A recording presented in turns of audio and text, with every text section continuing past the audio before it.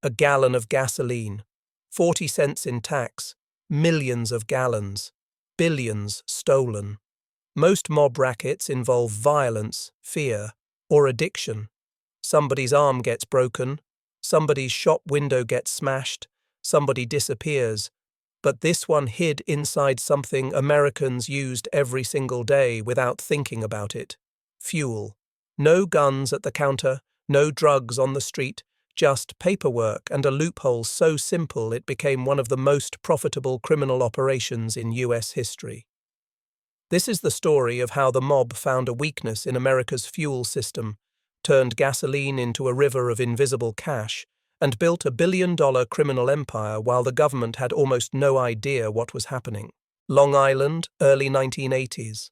At the edge of the suburbs sits a fuel wholesaler named Lawrence Iorizzo, surrounded by paperwork, invoices, fuel receipts, terminal slips.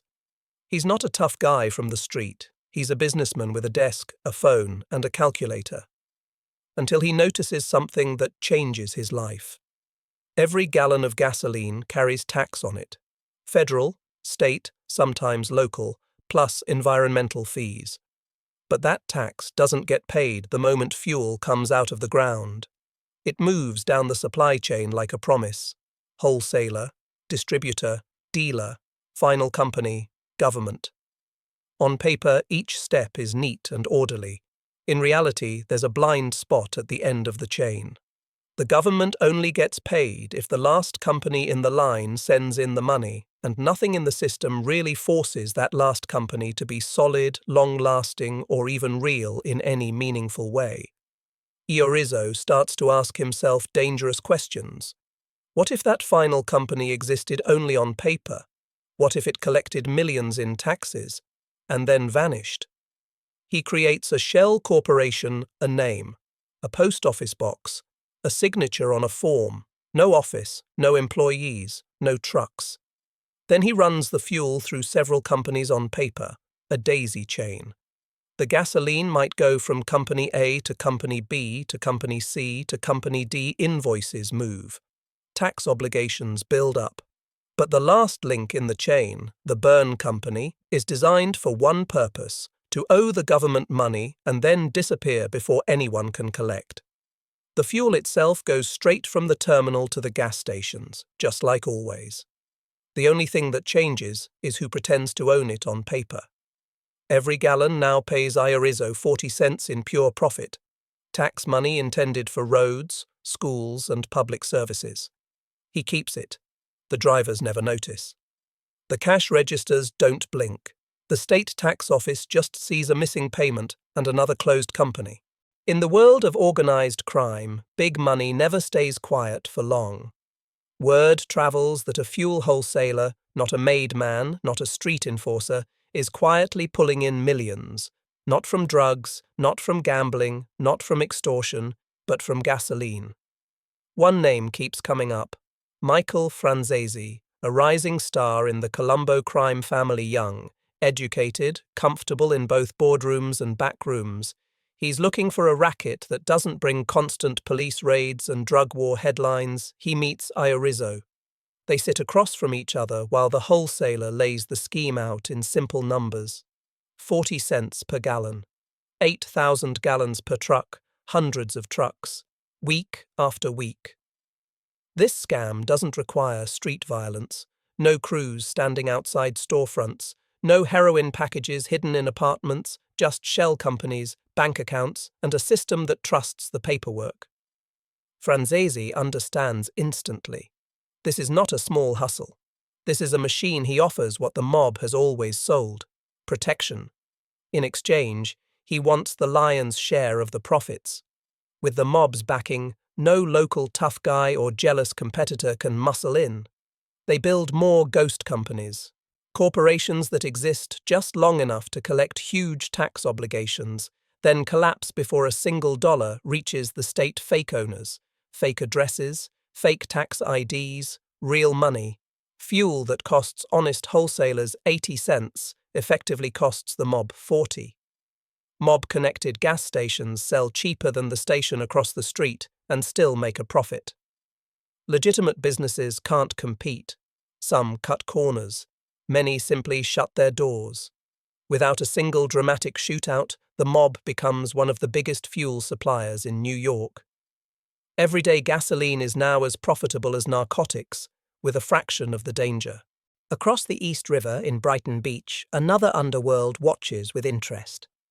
This community of Soviet émigrés has grown rapidly since the 1970s, including criminals who learned their trade under a very different system where American mobsters leaned on union bosses and corner bookies. Many of these Russian gangsters survived by cheating the Soviet state, faking paperwork, moving goods through black markets, bribing officials.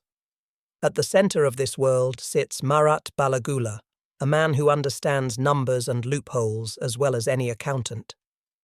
When word of the gasoline scam reaches Brighton Beach, it sounds familiar, exploiting a bureaucracy, moving goods on paper instead of in reality, turning regulations into opportunities. It's the same game, just in a new country where the Italians bring muscle, the Russians bring administrative weaponry. Fake companies created overnight, new immigrants used as front owners, money wired to overseas accounts. Corporate structures that twist and branch like a maze on a page. They start running their own daisy chains. Fuel flows out of terminals under their influence. On paper, it travels through a dozen hands.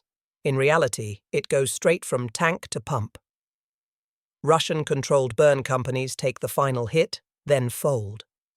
By the time tax authorities go looking, the people listed as owners have moved, vanished, or never really existed. Within a few years, the Italians are no longer the only kings of gasoline. There are now two empires forming on the same river of fuel. Historically, when two criminal groups fight over the same money, streets run red. But this scheme is different. Violence draws attention, headlines, police pressure, political outrage. All of that threatens the one thing everybody agrees on: the money. The Italians don't want their golden goose ruined by a turf war.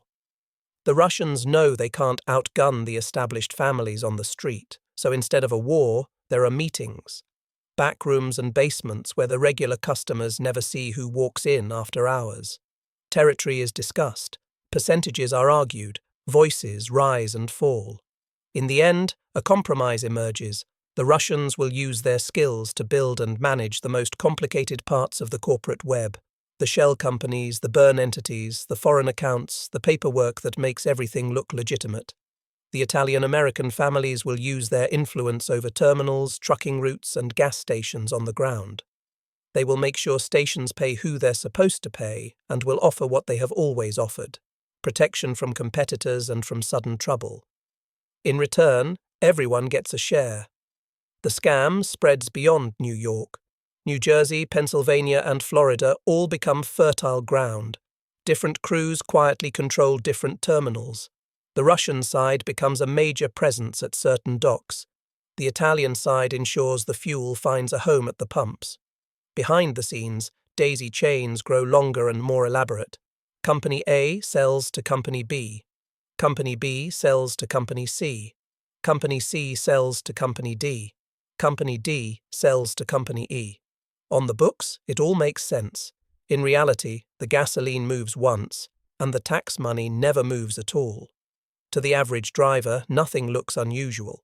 The price might even look a little better at certain stations. To the tax office, there is a growing hole that nobody can quite explain. By the mid-1980s, the gasoline racket has reached its peak. A single tank truck carrying 8,000 gallons can generate more than $3,000 in stolen tax money in one trip. Multiply that by hundreds of trucks moving day after day, and the scale becomes hard to grasp. Some networks are clearing millions every month. Cash turns into houses, luxury cars, restaurants, nightclubs, and investments that will outlive the scheme itself. Late at night, on certain corners, lines of tankers form at terminals where everybody knows who really controls the flow. Some gas station owners arrive with envelopes of cash, paying quietly for fuel that has travelled a very strange road on paper. At one point, mob-run and mob-connected distributors are responsible for a significant share of gasoline sold in the New York metropolitan area.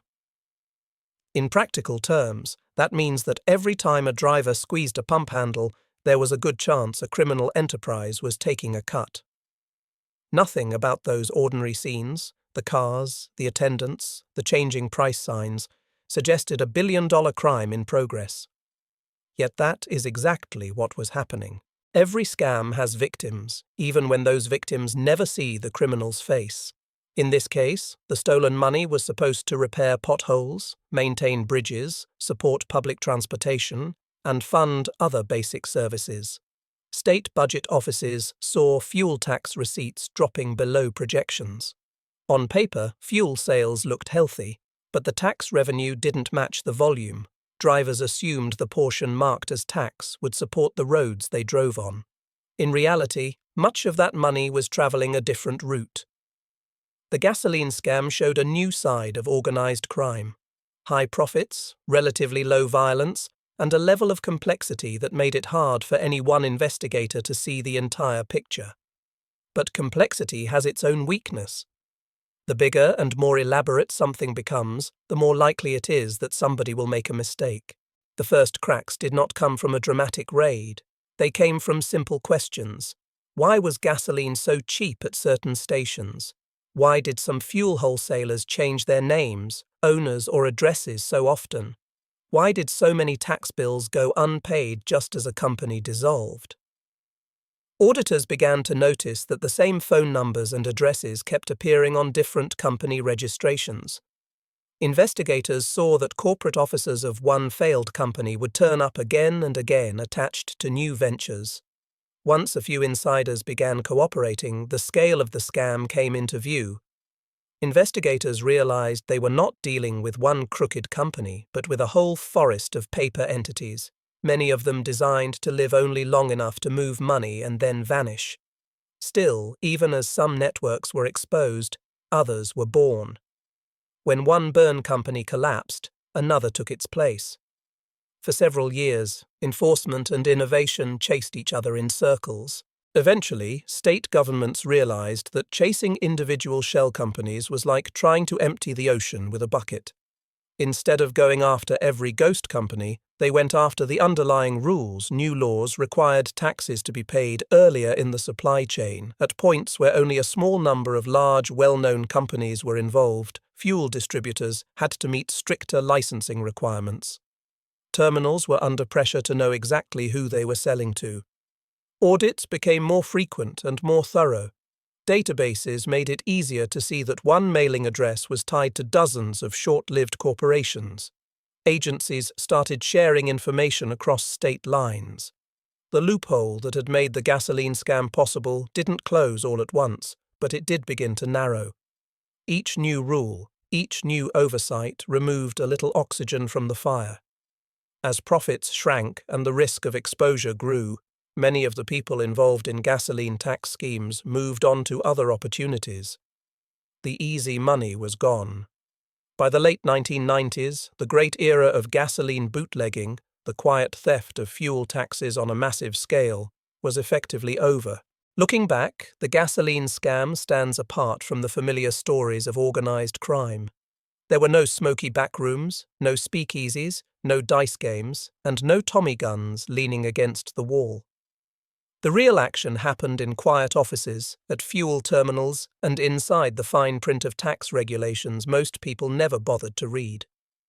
In many ways, it was one of the first truly modern mob crimes, a scheme that didn't rely on broken kneecaps or gunfights, but on forms, invoices, signatures, and loopholes. Rather than stealing the gasoline itself, the mob stole something far easier to hide: the taxes attached to every gallon, and those numbers added up fast. By the mid-1980s, investigators estimated that up to one-third of all gasoline sold in the New York metropolitan area was touched by the scam.